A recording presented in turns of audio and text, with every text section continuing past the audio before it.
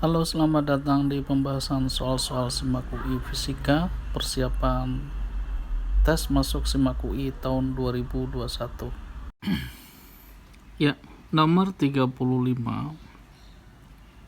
Sebuah bola logam dengan volume 0,5 meter kubik memiliki modulus bulk sebesar 5 kali 10 pangkat 10 Newton per meter persegi. Ketika tercelup ke dalam air, didapatkan volume bola tersebut berkurang sebesar 1 kali 10 pangkat min 6 meter kubik. Ya. Kedalaman bola tersebut adalah berapa? Ya. Gravitasi 10 meter per second. Oke, baik. Kalau kita lihat yang diketahui ya dari nomor 35 ini, yang pertama adalah volume 0,5 meter kubik ya.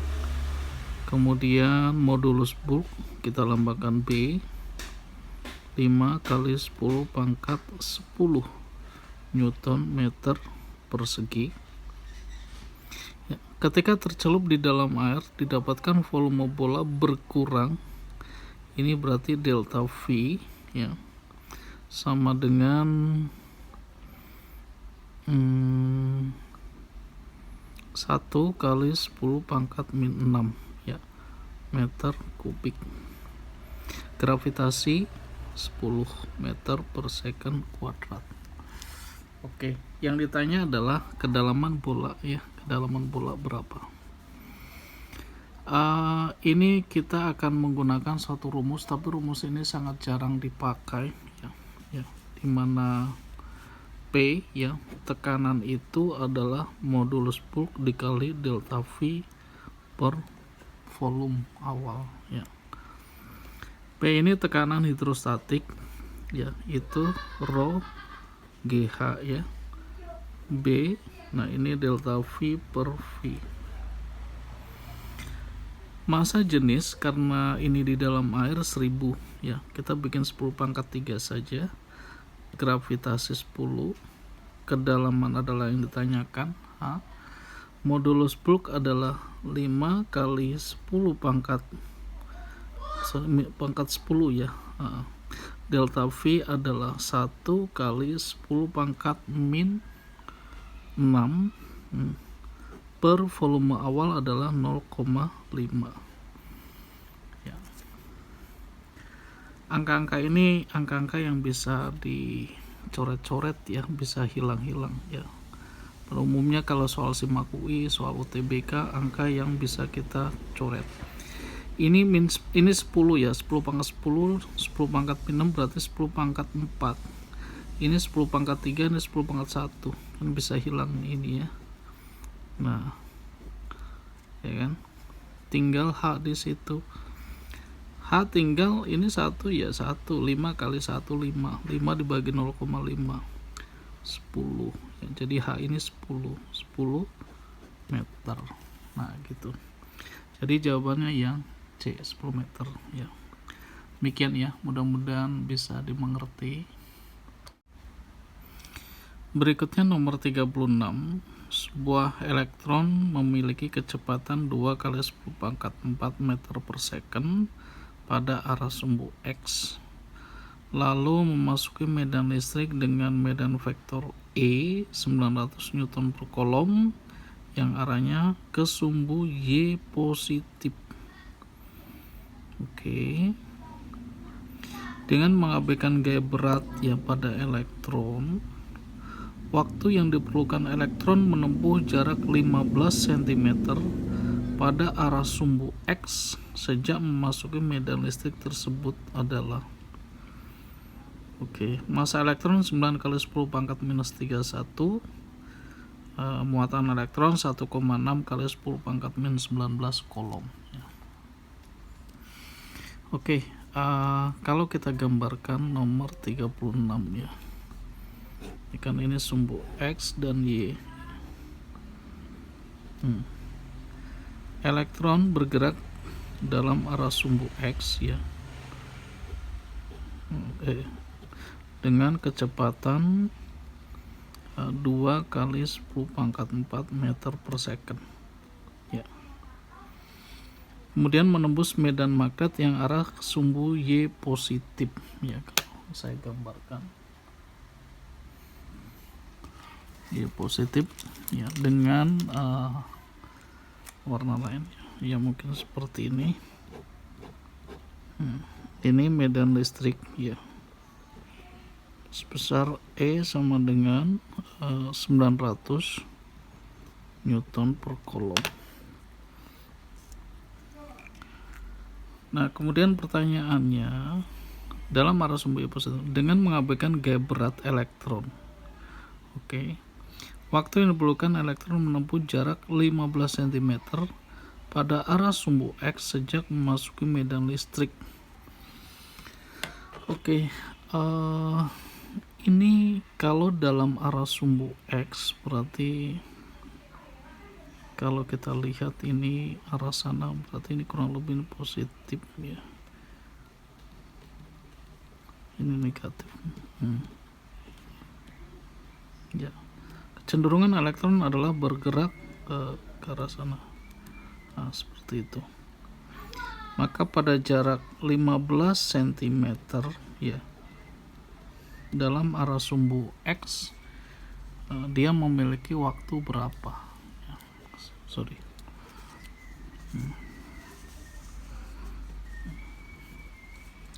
berapa waktu yang dibutuhkan dia ya sampai itu ketika masih melewati medan magnet, medan listrik 900. Entah ini menjebak atau bagaimana. Ini kan dalam arah sumbu X ya, tidak ada pengaruh medan di sini ya. Yang ada pengaruh medan itu adalah pada sumbu Y ya. Jadi kalau kita hitung ya, pada arah sumbu Y seperti ini misalkan ya, berapa ininya, berarti kita bisa menghitung percepatan dia akibat medan ini ya, dengan persamaan percepatan itu kan F per M atau QE per massa ya. Q nya Q muatan elektron, E nya adalah medan listrik, M pada suatu jarak tertentu Y gitu. Nah, kita bisa menggunakan persamaan yang bahwa Y sama dengan V0 T ya plus setengah AT kuadrat ya. Nah, ini. Tapi karena berhubung yang ditanya itu adalah pada posisi X ya, X15, X ini kan dia tidak ada pengaruh percepatan ya, jadi seolah, mudah-mudahan ini benar ya asumsi saya ya, bahwa ini V0 kali T saja ya, 15 cm ya, 15 kali 10 pangkat min 2, kecepatannya adalah 2 kali 10 pangkat 4 ya, T. Maka T itu kan sama dengan 15 bagi 2 7,5 kali 10 pangkat pindah sana min 6 ya detik ya. 7,5 10 pangkat min 6 detik ini kan dalam unit mikro ya. Jadi ini sama dengan 7,5 mikrosecond. Nah, seperti ini ya asumsi saya. Jadi jawabannya adalah yang A. Ya, demikian, mudah-mudahan paham, mengerti ya. Nomor 37 ya. Dua buah silinder pejal dan kosong memiliki massa dan ukuran geometri yang sama. Dilepaskan secara bersamaan dari keadaan diam di puncak bidang miring yang panjang. Jika kemiringan bidang adalah 37 derajat ya, kedua silinder menggelinding tanpa slip dan silinder pejal menempuh jarak 8 cm ya. Silinder kosong atau pipa menempuh jarak berapa? Oke, sebelumnya ya, ini momen inersia silinder pejal itu adalah setengah mr kuadrat ya. Kemudian momen inersia silinder kosong itu adalah hanya mr kuadrat. Oke, Ketika itu jarak yang ditempuh silinder pejal ya, S dari silinder pejal itu adalah 8 cm. Kira-kira S yang silinder kosong ini berapa? Oke. Mudah-mudahan kalian ingat ada cara mudah menentukan kecepatan jatuh ketika melewati suatu bidang miring ya, bahwa V sama dengan akar 2GH 1 plus K. Nah ini kita akan gunakan ini ya, GH suatu yang bernilai konstan ya, 1 plus K, K juga konstanta ya. K itu adalah konstanta depan dari momen inersia ini ya. Jadi kalau silinder pejal, K dari silinder pejal adalah setengah ya. Kemudian K dari silinder kosong adalah 1 ya. Kita masukkan ini ke dalam sini nantinya ya. Tapi gini, kemudian kita lihat harus mengamati dengan jarak nih ya, dengan jarak. Saya gunakan bahwa VT kuadrat adalah V0 kuadrat plus 2AS. Nah perhatikan ini ya. Kemudian yang saya amatin adalah bahwa ketika V0 nya ini adalah 0 ya, maka VT ya, VT kuadrat itu sama dengan 2AS. Artinya VT kuadrat itu sebanding dengan S. Nah ini akan kita gunakan, masukkan ke dalam persamaan ini.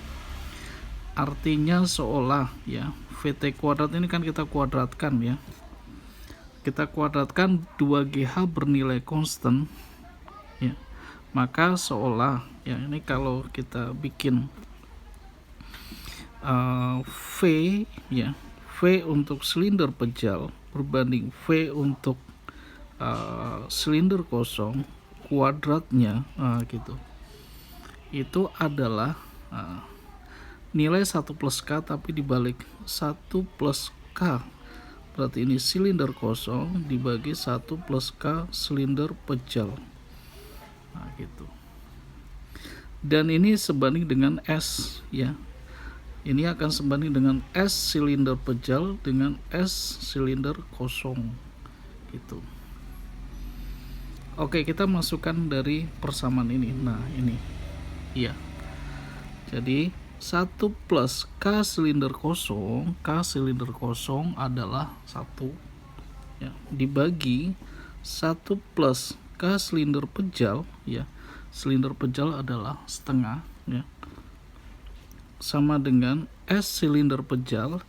S silinder pejal adalah 8 cm ya, dibagi S silinder kosong ya, ya, tadi saya ulang lagi, 1 plus K silinder kosong 1 plus K silinder pejal adalah setengah ya. Dia adalah konstanta dari momen inersia ini. Ini K untuk silinder pejal setengah, K untuk silinder kosong adalah 1 ya, pengalih depan. Oke, kita balik lagi ke sini setelah kita masukkan nilai yang tadi ya. Sehingga ini ya, ini kan 2 dibagi 1/2 itu 3/2 ya, sama dengan 8 per S silinder kosong. Nah, ini sama dengan 4/3 sama dengan 8 silinder kosong ya. Maka S dari silinder kosong itu adalah ya, kita coret aja, 8 bagi 4 adalah 2 kali 3 6, jadi ini 6 cm.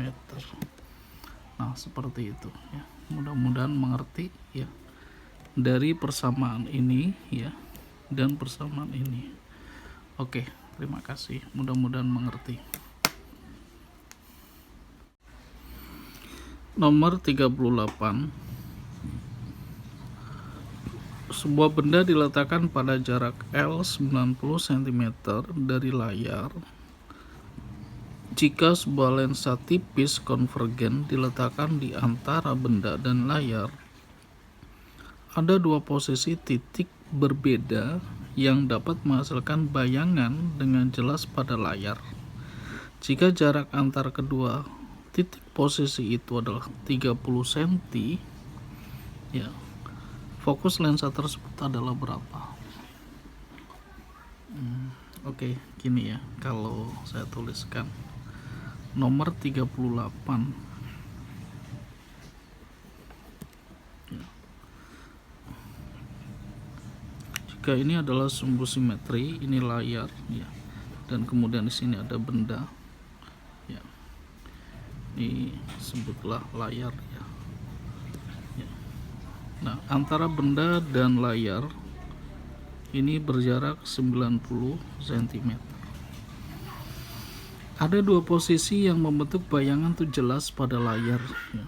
Ini sebenarnya simpel aja, ini kayak pembagi tiga ini, ya. Jadi kalau kita posisi, nah ini posisi lensa 1, posisi lensa 2, ya. Ini akan membentuk bayangan yang jatuh sama, yang satu adalah tegak, yang satu adalah yang terbalik gitu, ya. Dan ini dia bilang adalah pada jarak 30 cm. Artinya ini juga 30, ya. Ini juga 30. Jadi ketika seperti itu, jarak benda, ya, kalau pada posisi 1 misalkan jarak benda S itu adalah 30 cm, ya. Jarak bayangan, ya, S aksen adalah 60 cm, ya. Kalau kita gunakan persamaan lensa tipis, ya, seperfokus adalah seper S ditambah seper S aksen, ya.